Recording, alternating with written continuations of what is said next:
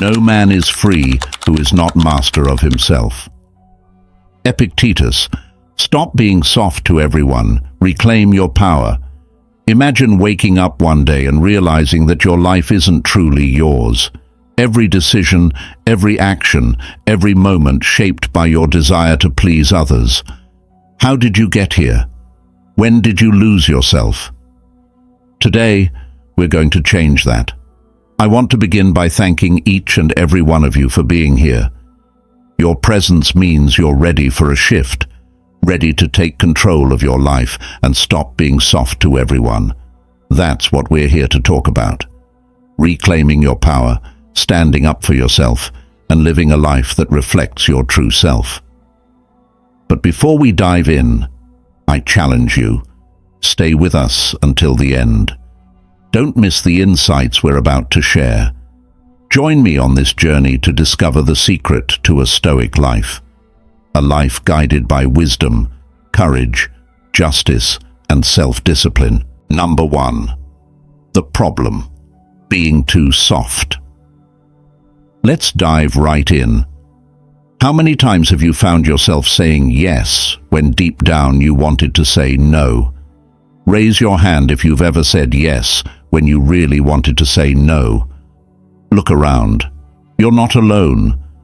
How often have you compromised your values, your time, your energy, just to avoid conflict or to keep others happy? This isn't just about being polite or kind.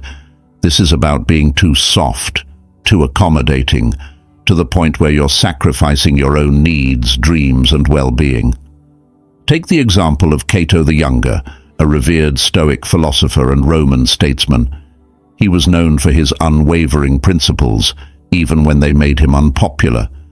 Cato refused to flatter Julius Caesar, even when everyone else bent their morals to win favor with him. His steadfastness caused tension and conflict, but Cato valued integrity over popularity. For Cato, saying no to Caesar wasn't just an act of defiance, it was an affirmation of his inner values and what he stood for. From a Stoic perspective, constantly saying yes for the sake of peace is an act of self-betrayal. As Marcus Aurelius reminds us in Meditations, if it is not right, do not do it. If it is not true, do not say it. The Stoics believed that our purpose isn't to please others at the expense of our own sense of justice or well-being. By constantly yielding, we weaken the boundaries that protect our core values. Being soft isn't always a virtue.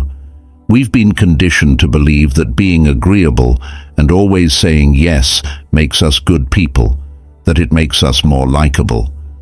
But what's the cost? The cost is your self-respect, your time, your energy, and ultimately your happiness. So how do we stop being too soft without becoming harsh or indifferent? The key lies in balance. The Stoics believed that we must align our actions with reason and virtue. This means knowing when to say yes because it's aligned with your values, and when to say no because it's a boundary you cannot cross. Here's an actionable approach to start practicing. 1. Pause before responding. When someone asks something of you, take a breath. Don't rush to say yes out of habit or fear of conflict. Ask yourself, is this in alignment with my values, time, and energy? 2. Start small. Practice saying no in low-stakes situations to build your confidence. This might look like declining an invitation you don't feel enthusiastic about, or setting limits on how much time you'll spend helping someone. 3. Use clear but compassionate language.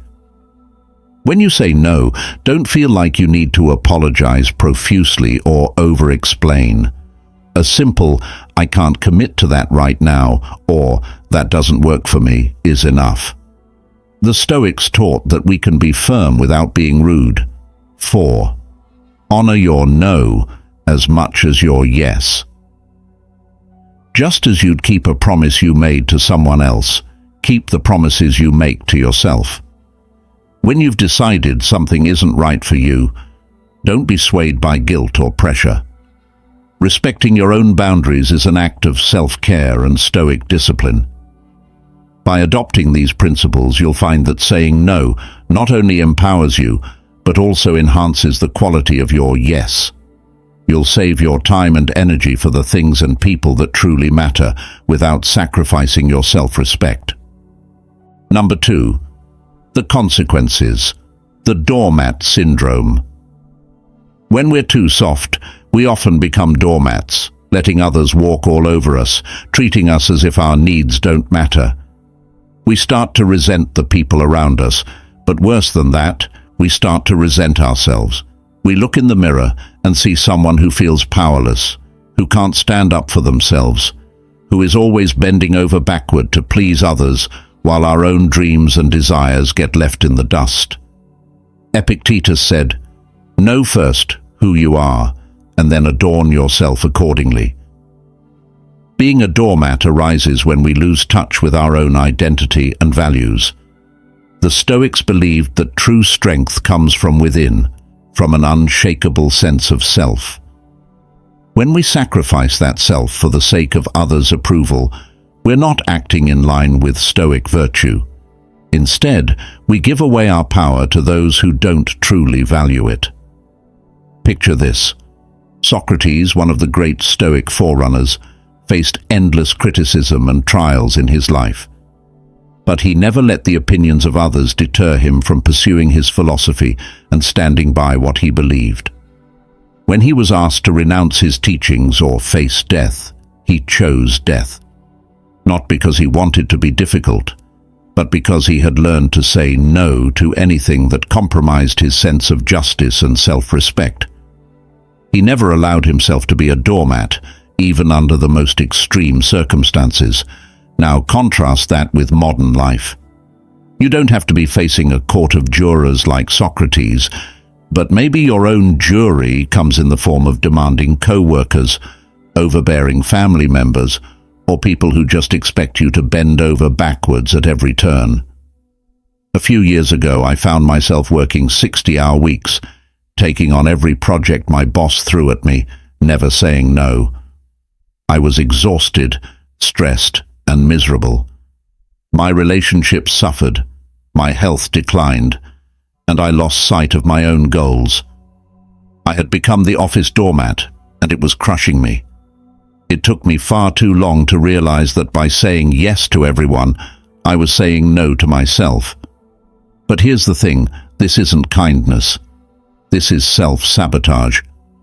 You're not doing anyone any favors by being overly accommodating. In fact, you're only enabling bad behavior, both in yourself and in others. To the Stoics, freedom lies in the ability to govern your own life. Marcus Aurelius advised, "You have power over your mind, not outside events. Realize this, and you will find strength."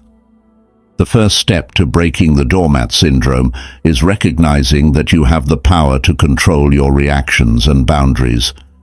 So, next time you feel that tug to say yes when you mean no, ask yourself, am I living true to my inner compass, or am I giving away my power? Number 3, the shift, setting boundaries, isn't selfish. Now let's talk about a word that often makes people uncomfortable: boundaries. For some reason, we've been led to believe that setting boundaries is selfish, that it makes us bad people, or that it will cause us to lose relationships. But the truth is, setting boundaries is not just important, it's essential. Setting boundaries is an act of wisdom, not selfishness. Epictetus teaches us that the key to a fulfilled life is knowing what's within our control and what is not. People's expectations, desires, and demands are outside our control, but how we respond to them is entirely within our power. Boundaries are the way we protect our inner peace. They allow us to live in accordance with nature, as the Stoics would say, meaning we act according to what is healthy for our minds, our time, and our well-being. Think of your personal boundaries as the walls of your house. Would you let just anyone walk in and rearrange your furniture, take food from your fridge? Of course not. So why let people do that with your life? Just as you wouldn't tolerate someone violating the physical space of your home, it's equally important to maintain the integrity of your personal space, your emotional, mental, and physical energy. Boundaries help you protect your home, creating a safe space for your mind to thrive. I used to think that saying no was wrong, that I had to be available for everyone all the time. I feared losing connections if I drew lines. But what happened was the opposite. The more I allowed people to overstep my boundaries, the more disconnected I felt from myself and from the very people I wanted to please. Setting boundaries became the turning point for me, not just in protecting my own mental health, but in creating deeper, more authentic relationships. Marcus Aurelius once said, "The happiness of your life depends upon the quality of your thoughts." And boundaries, at their core, help you protect that quality. They allow you to say, "This is what I need to thrive. This is what I will and will not accept." Setting these limits isn't pushing people away. It's creating a structure in which you can flourish, and those who truly care for you will respect that. Number 4, self-respect. Stop saying yes when you mean no. How often do you find yourself nodding in agreement, offering your time and energy to something that drains you simply because it feels easier to say yes? Every time you do this, you're not just giving away a moment of your day, you're giving away a piece of your autonomy. With each unintentional yes, you're sending a message to the world and to yourself. My time is not valuable. My energy is not sacred. The Stoics believed that we must guard our inner lives with as much diligence as we guard our physical possessions. Marcus Aurelius frequently reminds himself in meditations, "If you are distressed by anything external, the pain is not due to the thing itself, but to your estimate of it. And this you have the power to revoke at any moment." This means we always have the choice to revoke our agreement when it doesn't align with our well-being. If you're constantly saying yes to everyone else, where does that leave you? How do you reclaim your own time, your own energy, your own life? Just as you wouldn't give away something valuable like money or property to just anyone, your time and energy should be guarded even more fiercely. Why? Because unlike money or property, once those moments of time are gone, you can't get them back. Think of a moment when you agreed to a social gathering or task at work, despite feeling utterly drained. You might have smiled, accepted it with a sure, but inside a little voice whispered, "I don't want this." Afterward you felt depleted, frustrated, or even resentful, not just toward others, but toward yourself. The weight of that yes lingered longer than the task itself. That's the true cost of giving away your energy without consideration. The next time you're asked to commit to something, take a pause. Ask yourself, does this serve my greater purpose? Is this a reflection of my values, my goals, my priorities? If the answer is no, don't be afraid to express it. Stoicism teaches that we must act according to our nature, our inner purpose. If you're sacrificing your needs for the sake of someone else's convenience, you are not acting in accordance with your highest self. The result is not only exhaustion, but a slow erosion of your self-respect. Saying no can be powerful and liberating. You're not closing doors. You're keeping doors open for the right things. It allows you to prioritize your goals, to guard your energy for what truly matters, and to live in alignment with your core values. It might feel uncomfortable at first, but over time, it becomes a muscle you can flex with confidence. Seneca reminds us, it is not that we have a short time to live, but that we waste a lot of it. Protect your time as if it were the most valuable thing you possess, because it is. By reclaiming your no, you stop wasting the one thing you can never get back, your life. Number 5. Assertiveness. Being firm isn't being unkind. We need to clear something up. Being firm does not equal being unkind.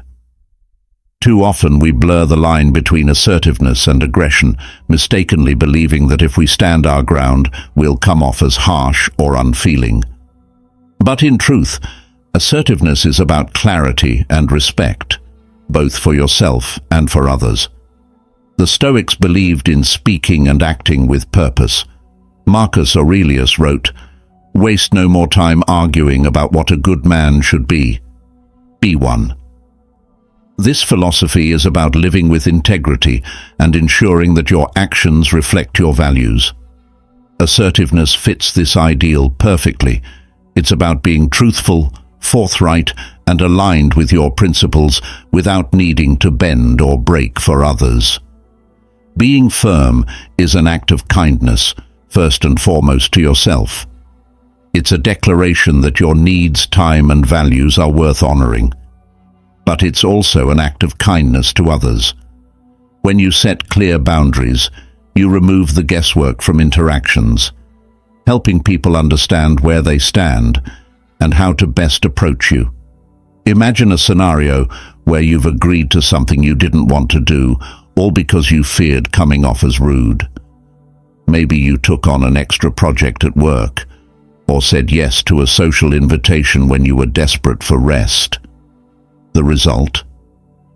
You feel resentful or overwhelmed, and the other person remains unaware. By avoiding firmness, you've unintentionally caused harm to yourself and possibly to them as well. Wouldn't it have been better to say, "I'm unable to do that, but thank you for understanding"? Not only would you have maintained your peace of mind, but you would have offered the other person an honest and direct response. This is where assertiveness shines. It respects both parties. Being firm doesn't mean you're being cold. It's possible to hold your ground with warmth and respect. You're simply being honest about your boundaries and your limits. The key is in how you communicate. I remember a time when I struggled to be assertive, fearing that being firm would hurt people's feelings. I would overextend myself constantly, and while I may have looked agreeable on the outside, inside I felt drained.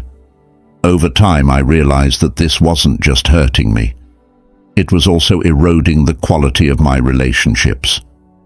I wasn't being authentic, and people weren't really understanding what I needed from them.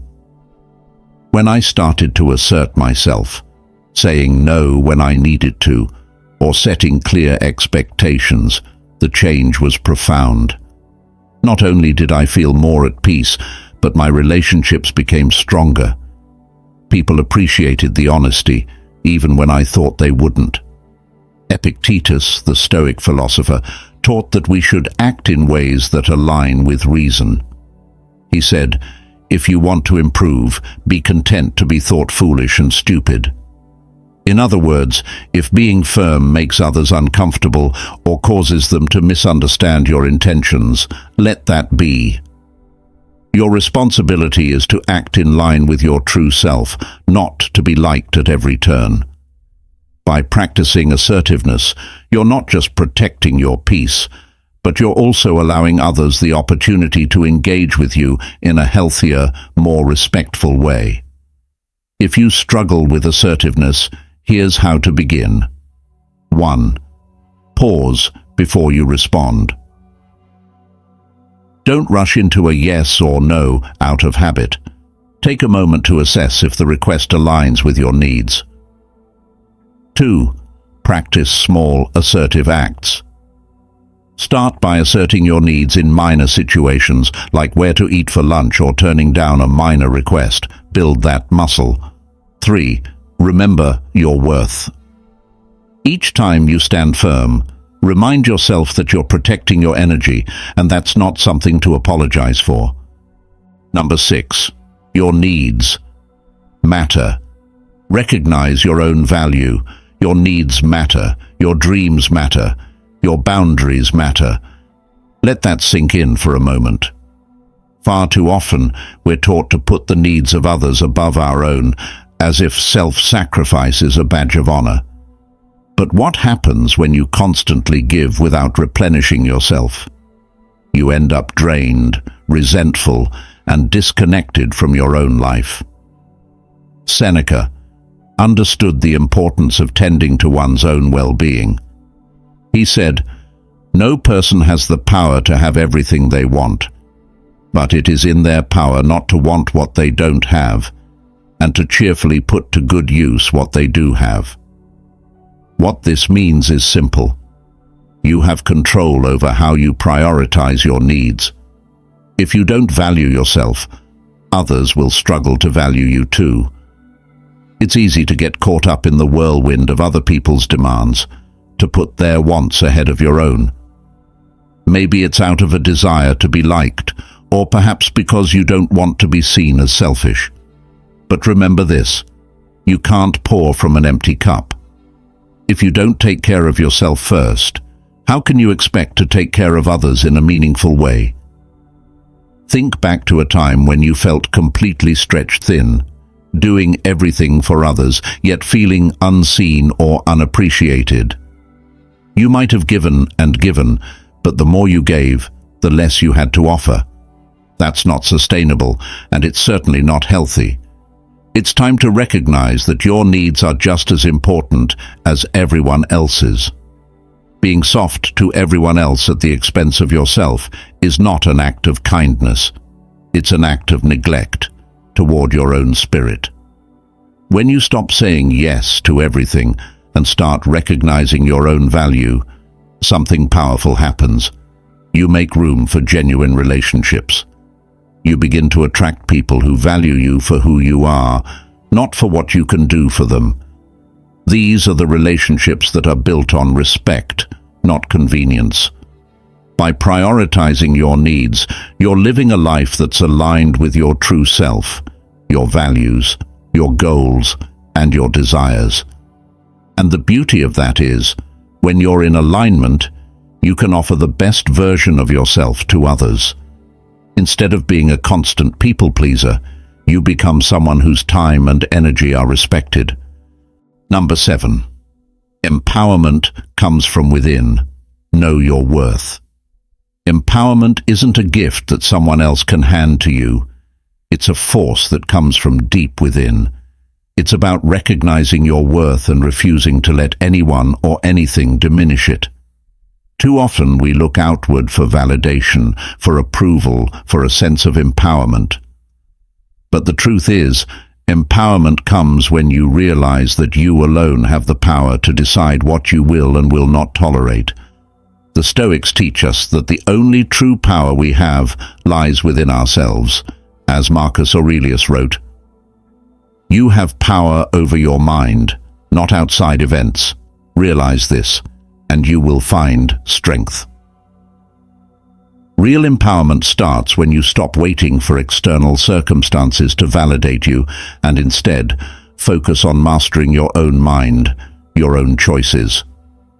In practical terms, this means setting boundaries and saying no when something doesn't align with your values, your time, or your energy. It's not about building walls to shut people out. It's about defining what you will and won't allow into your life. When you know your worth, you set those boundaries without guilt or hesitation.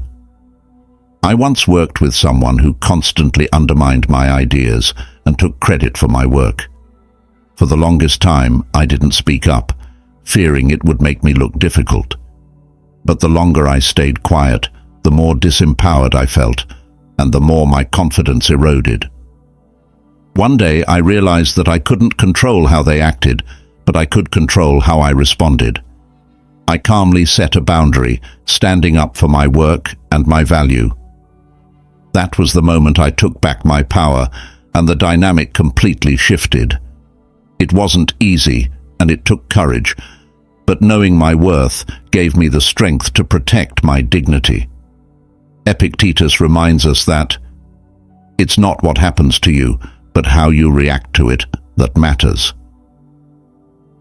This Stoic perspective is key to empowerment. You may not be able to control the demands or criticisms of others, but you can always control your response. You can say no. You can stand firm in your worth. Each time you do, you reclaim your power. Number 8. Practical steps to reclaim your power. Taking back your power doesn't have to be an overwhelming all-at-once process. Small, consistent steps can lead to transformative changes. Here's how to get started. 1. Identify your boundaries. Before you can communicate your boundaries, you have to know what they are. Reflect deeply on what matters most to you. Is it your time, your peace of mind, your personal space? Pay attention to where you feel resentment or exhaustion. These are often clues that a boundary is being violated. Ask yourself, what behaviors drain my energy or make me uncomfortable? Which relationships or commitments leave me feeling depleted rather than fulfilled? This clarity is the first step to taking control. You can't protect what you don't know you need to protect. 2. Communicate clearly. Once you understand your boundaries, make them known. Don't assume people will just get it if you don't explicitly say what you need. You don't need to be harsh or defensive. Be direct, firm, and kind. For example, if someone constantly interrupts your personal time, calmly say, "I need this time for myself. I'll be available later." Clarity prevents resentment from building, and remember, communicating boundaries is not selfish, it's self-respect. 3. Practice saying no. This one is crucial. Saying no is an art that many of us struggle with, especially if we're used to being people pleasers.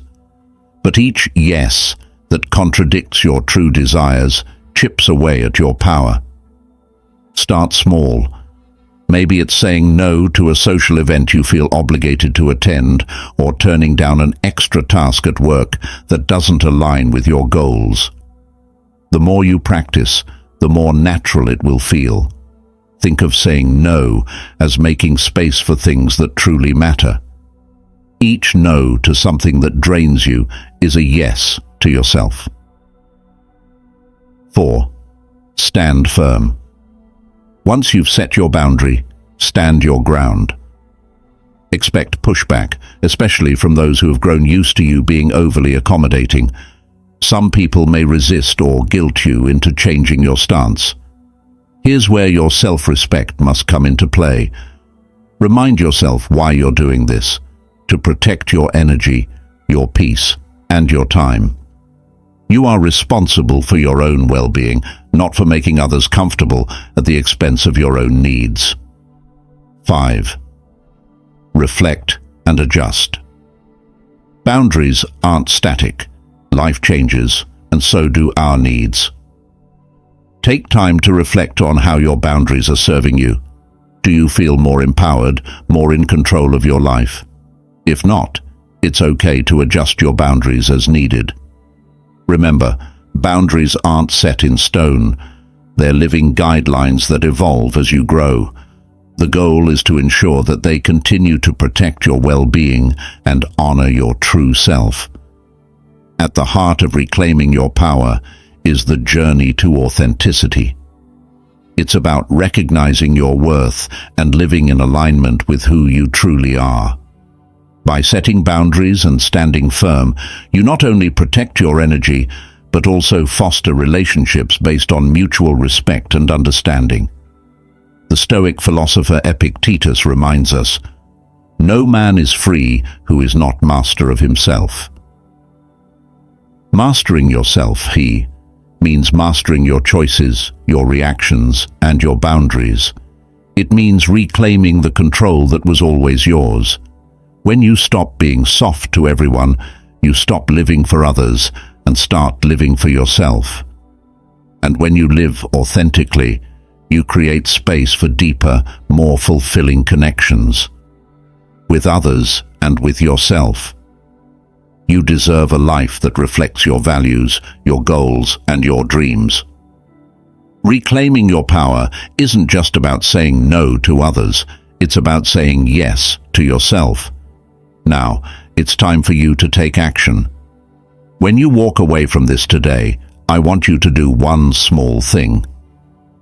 Say no to something you would normally say yes to out of obligation. Whether it's a minor favor or a commitment you don't have time for, practice standing firm in that choice. Start small, but start today. Your journey to reclaiming your power begins with one word: no. Thank you for watching. If you found value in these teachings, don't forget to like this video, leave a comment sharing your thoughts, and subscribe to our channel for more Stoic wisdom to guide you through life's journey. Until next time, stay strong, stay wise, and cultivate that inner peace that no external chaos can disturb.